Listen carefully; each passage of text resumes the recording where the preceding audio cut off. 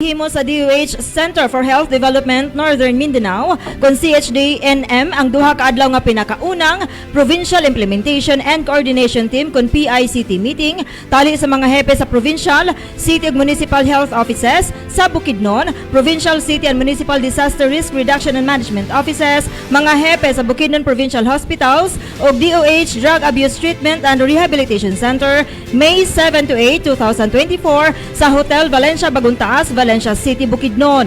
Sa kasayuran, nga gipadangat ni Dr. Vincent C. Raguro, DMO5 sa Pidoho, Bukidnon, nga gipasayon ni Regional Director Solpecio Henry M. Ligaspi Jr. sa DOH-CHD-NM ang maong kalihukan aron matukod ang plastar ug hanay nga koordinasyon sa mga estratehiya sa tanang local health units ingon man ang mga palisiya sa labing mahinungdanon nga mga hisgutanan sama sa universal healthcare, licensing of primary healthcare facilities ug disaster preparedness and response. Sa Yuda, Bukidnon, Fredeline Dragandang, nagabalita. Sa Yuda, Bukidnon, impormasyon sa Bukidnon.